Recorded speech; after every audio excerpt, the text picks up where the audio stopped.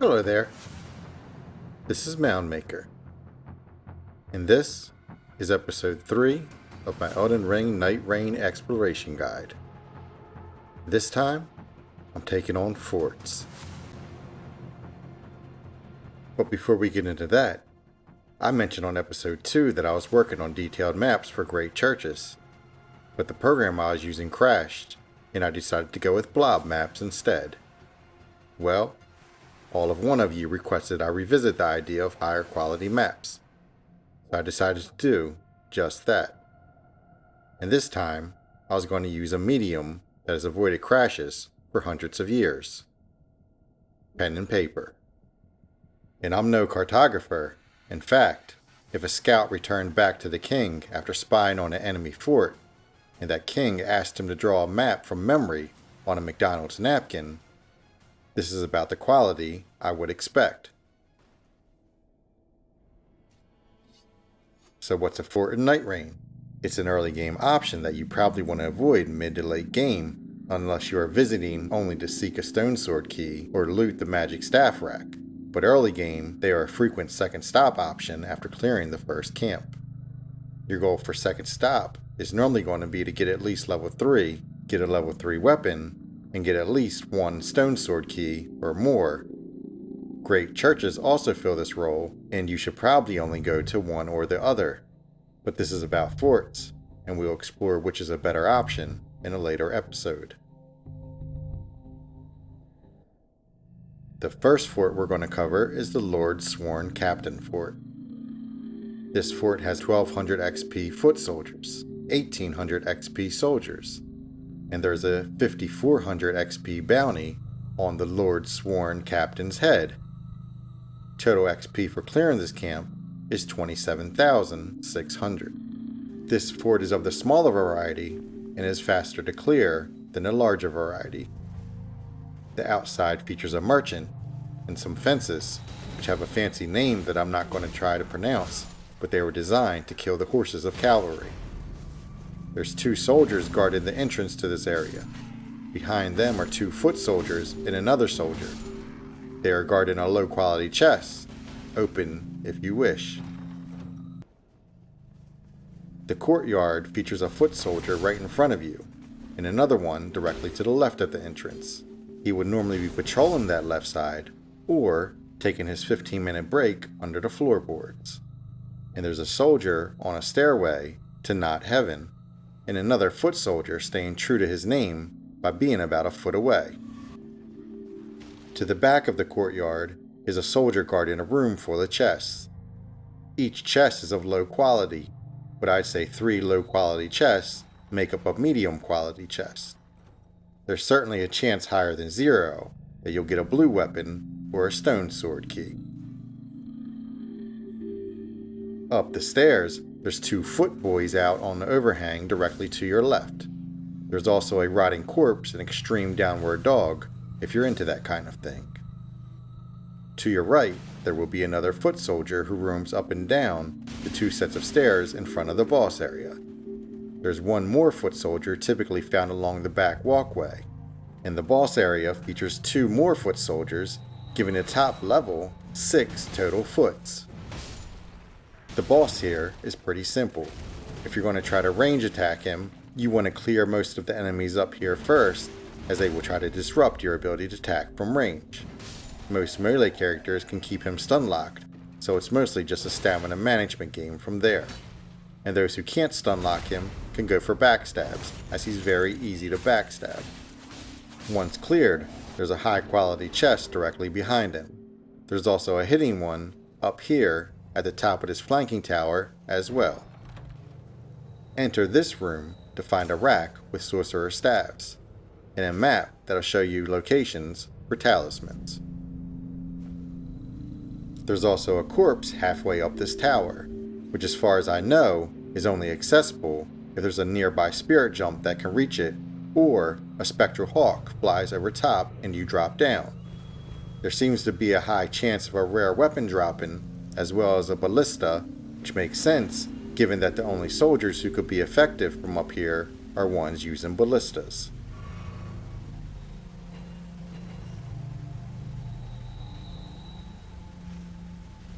Now, moving on to the Abductor Fort. This fort has 1200 XP foot soldiers and 1800 XP soldiers, and an Abductor boss that grants 7200 XP, giving this 26,400 XP for the clear.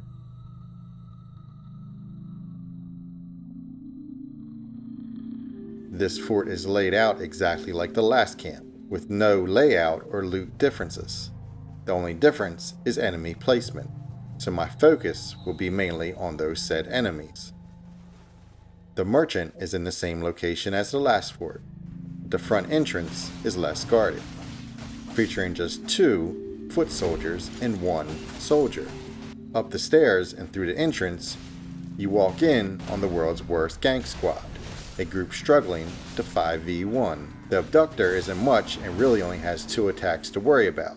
Its grab attack, which can one-shot every character in the early game, and its spitting blade attack, which isn't as damaging or obnoxious as long as you stay out of its range. By the time the chaos of the boss fight ends, the Abductor is dead, and 2 to 3 of the normal enemies would normally be dead as well, so just clear out the rest. The soldier guarding the chest room would normally make his way out without being engaged, so be aware and ready. On the second level, there's only 2 foot soldiers on the walkway. One that would typically be at the top of the stairs, and one that would normally be on the same side of the fort that the merchant is on. That one can sometimes get really horny for death and jump down into the boss fight though. So if you look across the fort and you don't see him, you or the boss likely already took care of him. Up at the top are 2 soldiers guarding the high quality chest. The high quality chest, 3 chest room, the hidden loot locations, and the Sorcerer Staves locations are all the same as the Lordsworn fort. So let's move on.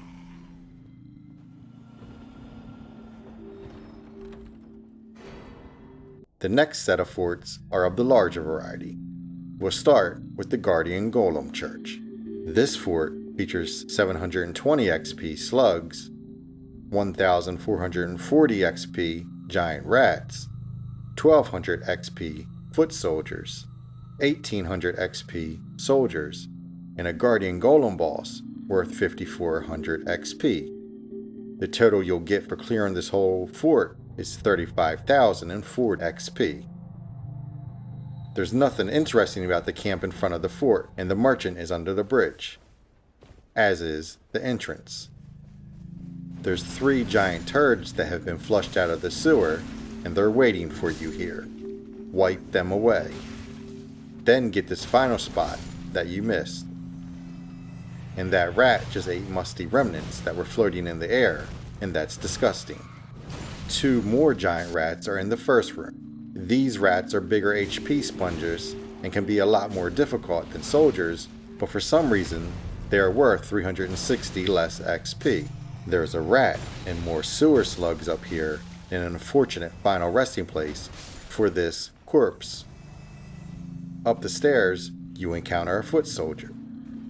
Once you get to the top, you encounter 2 foot soldiers to your left. A torch soldier guarding a high quality chest room, a soldier sitting on the ground off in the distance, and in the corner is 2 foot soldiers chatting away about how Elden Ring has bad UX design, so they definitely need to die.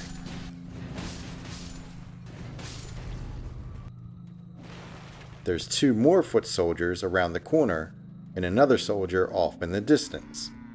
A low quality chest is here, and a high quality chest in this room, which is also a connector room for both ends of the broken bridge.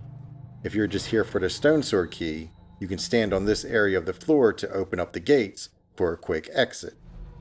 Continuing up the stairs, another foot soldier who clearly hasn't had his coffee, or maybe is just trying to ignore the boogeyman in hopes that he'll go away.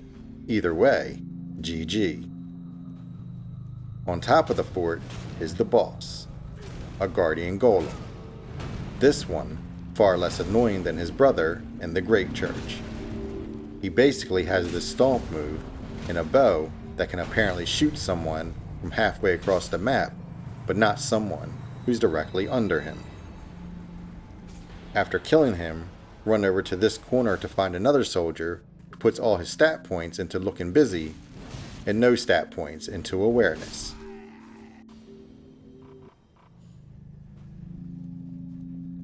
There's some low quality chests here. Open them if you want. Up the stairs, we encounter the final soldiers of this fort. After taking them out, head to this tower entrance if you're looking for staffs or talisman locations. The final location for noteworthy loot is up this broken tower here. There's also 2 corpses on top of the bridge out in the distance there. Now, moving on to the final fort. The Crystalline Alliance Fort. This fort has 1200 XP foot soldiers, 1440 XP glintstone sorcerers, 1800 XP lazuli sorcerers, 3600 XP warrior jars, and the Crystalline Alliance boss is worth 8400 XP. That's a total of 32,880 XP. There's a small group of 3 buckethead foot soldiers at a camp just outside the basement entrance. They aren't guarding anything, just 3 bros standing 5 feet apart because they're not alive. Enter through the basement to find a room that seems to only have 1 living jar warrior. There's really 3, but take care of the active one first. As a side note, I've seen speedrunners take the time to kill this guy for the 3600 XP with minimal effort. So if you take nothing else from this episode, take that unless you're on an extreme time crunch. It's likely worth your time to take care of at least this one. The other 2 have to become engaged for them to become active. You can't lock onto them, so just run up to them and free aim to get the battle going. There's a lootable body here. Up the stairs, there's a glintstone and lazuli sorcerer guarding the high quality chest room. To the left is another combination of the same number and type of sorcerers. On the top floor of the fort is 2 more lazuli sorcerers. Moving up the small set of stairs to the boss fight, I'd advise to take out the sorcerer first since he's squishy and easier to remove from life. After that, focus on the Crystalline. Your goal is to stagger her, then from there, you can begin to deal real damage. If your weapon is not good at staggering, just switch to your fist or a blunt style weapon to make this fight faster. The upper floor loot layout is very similar to the Golem Fort, with one noticeable exception. That exception is that there's a low quality chest on the floor in the same room with the staffs and the local clue map. But other than that, this is mostly a twin layout to the Golem Fort. And that's it, a quick guide to all 4 forts. So, where do I rank each one? Well, this is a lot harder than Great Churches. If the reason we're going to the fort is just to get a stone sword key and leave without worrying about killing anything, it takes about 21 to 22 seconds, regardless of if it's a small fort or a big fort variety. So I can't factor that into the decision. So it has to mostly just be ease of boss, mixed somewhat with how quickly you can gain loose XP from killing things at each location. So number 1 is going to be Abductor. Not only is it the easiest boss, it's the easiest boss, plus would normally have about 20% of its health missing by the time you get to it. Also, the boss kills soldiers for you and you get the XP for free. In addition to that, almost all the enemies are grouped together here in the courtyard. There's very few on the second level or even outside the fort. So if you need to kill a few enemies to reach a level breakpoint, most of those enemies will be located in and around the courtyard. For number 2, I'm going with Lordsworn. Because it's a smaller fort, it's going to be faster to get in and out and take out some enemies as well as the boss. And unlike the stone sword keys being about the same distance, the magic staffs are much closer than the big fort location. Number 3 is going to be the Crystalline Alliance forts. Mainly because much of the XP is condensed into the Living Jar warriors, which are easy to take out and grant a ton of XP. While the boss here can be a pain for some characters to take out, everyone has access to their fists. And that leaves the Golem Fort as number 4. And this is no slight against this fort, it's just that the other 3 are slightly better. Like I said, it's not like the churches, where there was a clear number 1 and a clear number 4. This golem is much better than the golem in the Great Church, and you will be able to take him down with much more ease. But there's a lot more enemies at this location, and this boss does take a little bit more time to take out than the other bosses. A factor that I probably shouldn't factor into this, but I am going to, just out of spite, is that he's taken me out from halfway across the map before.